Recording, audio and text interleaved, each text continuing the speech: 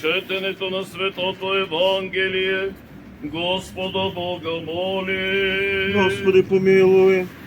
Премудрость, прости услышим Святого Евангелия. Мир всем. И духові Твоєму. От Матея Святого Евангелия. Чтение. Слава Тебе, Господи, слава Тебе. Да внимаваме, като мина съботата на разсъмване в първия ден на седмицата, дойде Мария Магдалена и другата Мария да видят гроба. И ето стана голям трус, защото ангел Господен слезе от небето, пристъпи, отвали камък от вратата гробни и седеше върху него. Видът му беше като светкавица, а дрехата му бяла като сняг.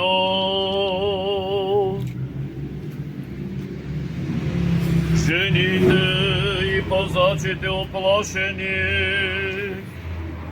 като се разтрепереха, станаха като мъртви. Ангелът се обърна към жените и им рече: не бойте се, зная, че търсите разпнатия Исус. Няма го тук, Той възкръсна, както беше казал. Дойдете, вижте мястото, дето е лежал Господ. Идете скоро да обадите на учениците му, че Той възкръсна от мъртвите. И ето, преваря ви в Галилея, там ще го видите. Наказах ви. И като излязоха бързо от гроба, те със страх и трепет и радост голяма се затекоха да обадят на учениците му. А когато отиваха да обадят на учениците му, ето Исус ги срещна и им рече: радвайте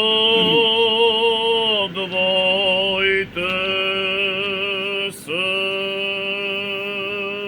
Слава Тебе, Господи, слава Тебе. Слава святе единосущной, животворящей неразделни Троице, сега и нине и присно и во веки веков. Амин. Христос воскресе из мертвых, смертью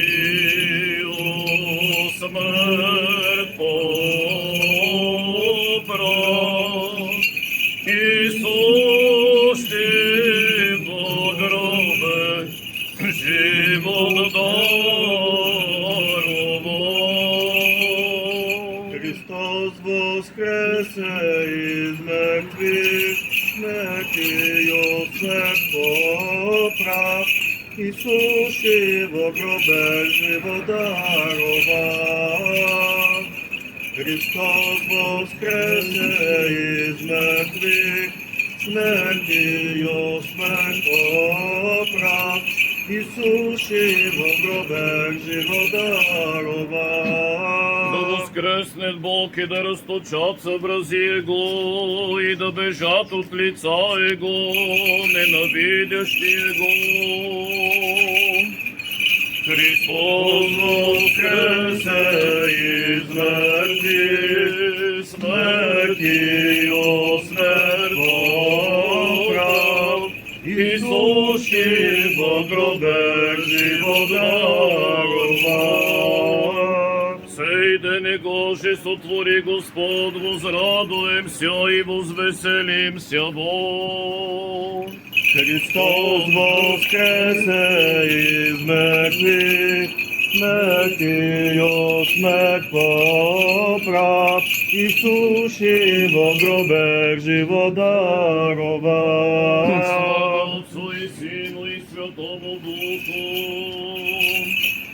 Христос воскресе из мертвых, смертью смерть поправ, Исуши во гробе живот даровал.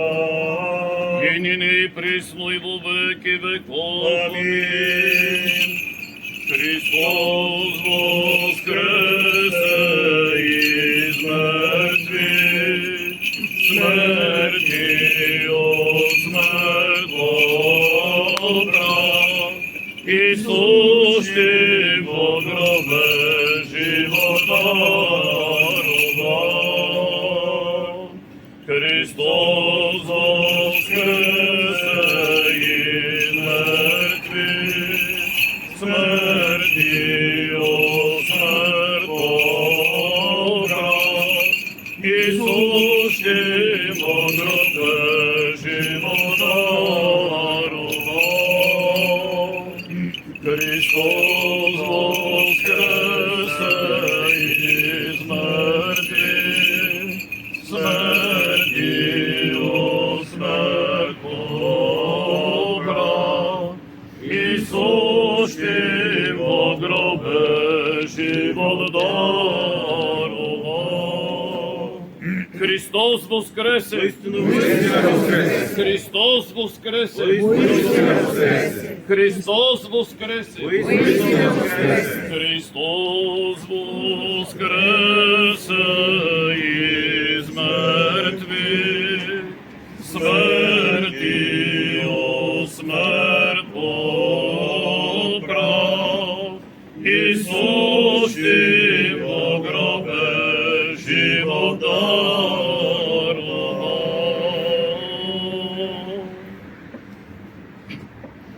В името на Отца и Сина и Светия Дух.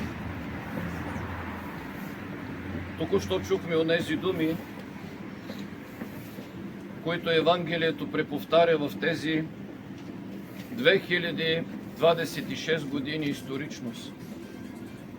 Онези думи, които и днес звучат по същият начин, така както са звучали в времето на историческият Христос. Евангелският текст на Велика събота завършва с едни първи думи на Господа, след като Той излиза от вратата гробни, след като Той излиза от тъмната сянка на смъртта. Онова, което чува недоумяващият и неразбиращият какво стори Господ свят, са думите «Радвайте се». Каква е тая радост, която Синът Божий подари на света? Каква е тази радост, която трябваше да премине през тайната на смъртта? Трябваше да слезе в тъмнината на гроба, до дъното на Ада, за да излезе оттам първенствуваща, победна и в състояние на даваща живот. Днес, 2026 година от Рождество Христово, ние отново спомняме Пасха Господня. Спомняме онзи миг, който се превърна в най-твърдият и краягълен камък на нашата вяра. Защото в зората на тази вяра апостол Павел, прозирайки същността на всичко онова, което стори Сина Божий за човешкия свят, каза: Ако Христос не беше възкръснал, напразна е вярата ни, безмислена е проповедта ни и ние си оставаме в тъмнина. Днес, събрани около спомена за онзи исторически миг, ние трябва да се зададем преди всичко един въпрос. Какво празнуваме днес? Отвлечен спомен? Някаква илюзорна идея ли? Или е някакъв бегъл повик на нашето съзнание, което иска да спре за момент, да се огледа собствено в своята изкривена същност и да продължи по разрушителният път на своето собствено човешко ежедневие. Не, брати и сестри. В това, което празнуваме днес, има само и единствено истина. И истината е, че Христос със своята смърт възстанови падналият човешки образ. Възстанови умъртвената собствено от греха човешка природа.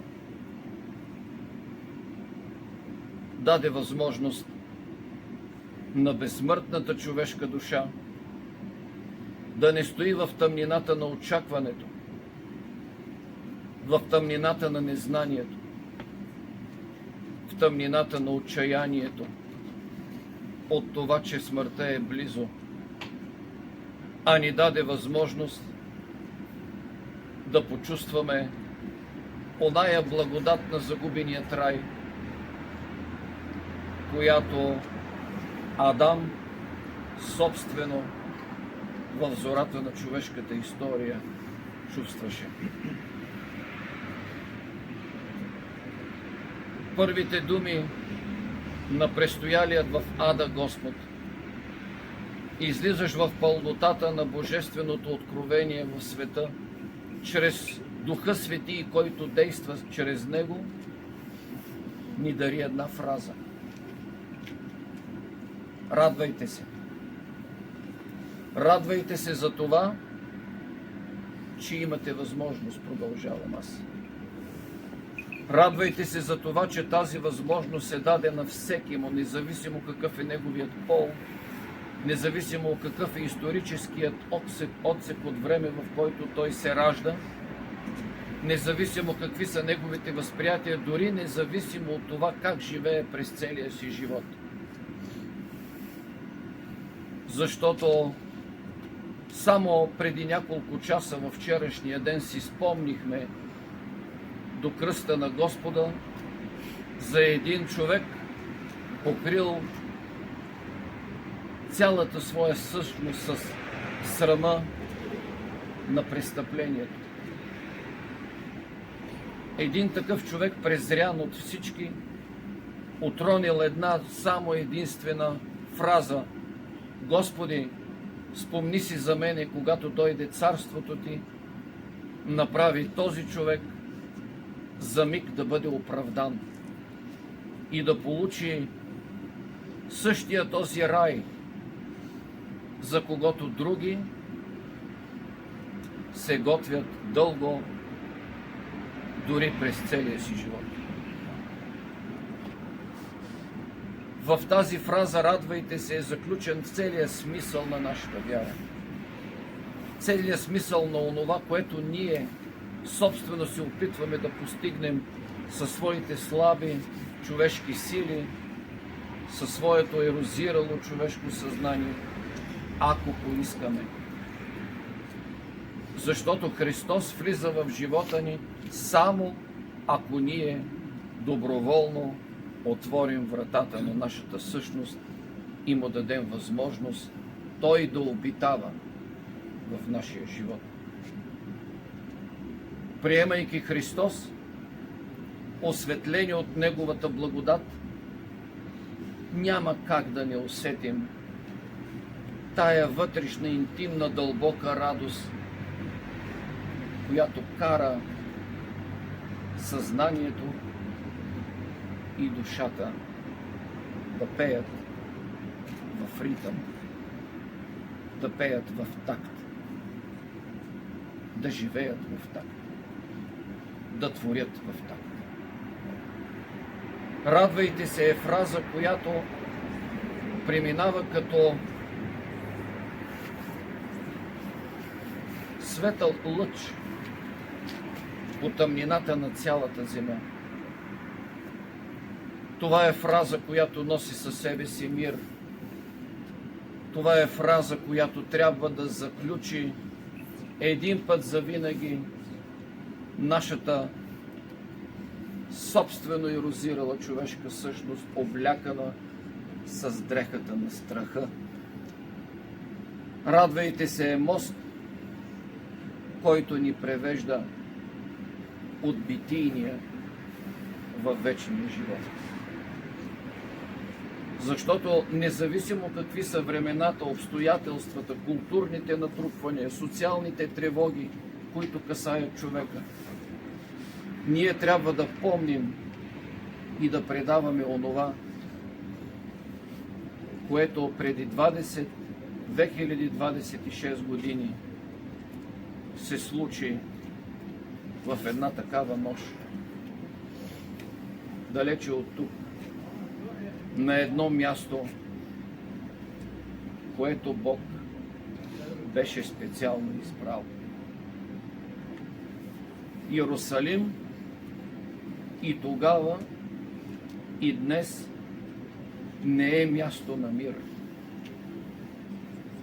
Иерусалим и във времето на Христос и днес е място на сблъсъци, на противоречия. Защо е така? Защото човекът продължава да не чува словата на Бога. Продължава да загърбва Бога. Продължава да живее облякан с дрехата на самомнението, на гордостта и на състоянието да презира всичко онова, което собствено той не е. Затова и днес Иерусалим е отново смутен град. И навярно този огън днес, който падна на коволклията в Божи гроб, показва въпреки всичко, че Бог не се е отказал нито от своето най-прекрасно творение, нито се е отказал от своя завет за спасение и продължава въпреки всичко, чрез светлината и благодата на Духа Свети, да напомня за себе си и онова, което Той стори за нас. Отнесете в домовете си тази светлина, която държите в ръцете си. Отнесете в домовете си благодата на Духа Свети, който действа в живота на всеки един християнин, стига да бъде поискан. Отнесете в домовете си Христовия мир. Отнесете в домовете си благата вест, че адът е победен, че смъртта няма власт над човешката природа и че Бог ни дари радост, която да служи нам за спасение и за живот вечен. Божието благословение, милостта на Бога, благодата на Духа Свети да бъде с всички вас, които в тая пасхална нощ отново и отново чувате онези слова, които са най-смислените слова, според мен, които светът някога е чувал. Христос воскресе! Воистину воскресе! Христос воскресе из мертвых, смертью смерть побрал, Иисусем во гробе живот даровал. Христос воскресе из мертвых, смертью смерть поправ, Иисусе во гробе живот даровал.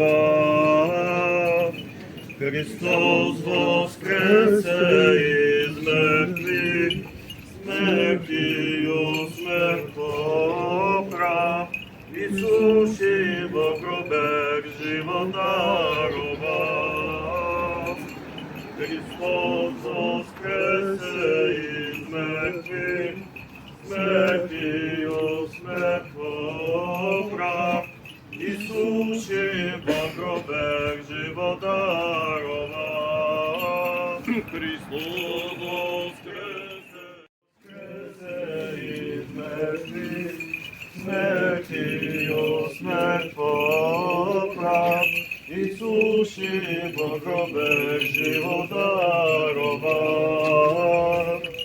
Христос воскресе из мертвых, смертью смерть поправ, Иисусе во гробе живот даровал.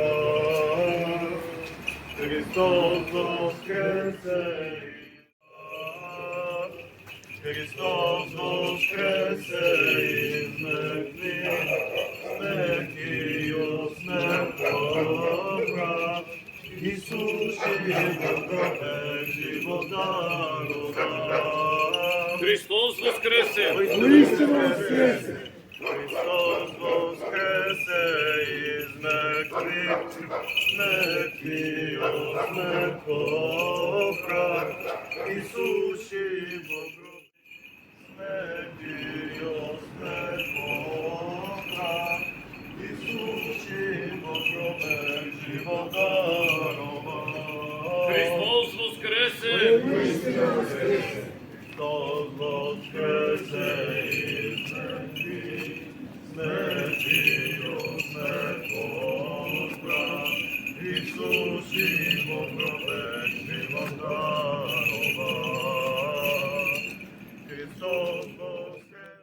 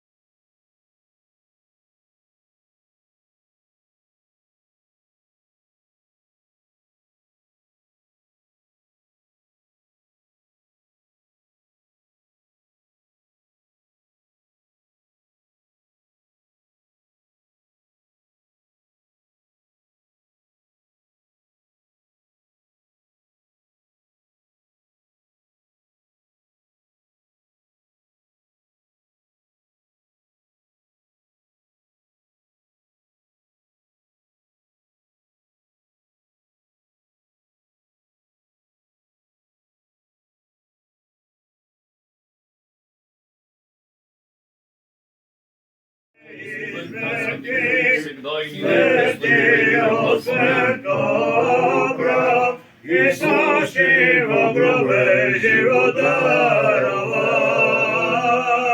Христос воскресе из мертвых, смертью смерть поправ, и сущий во гробе живот даровал.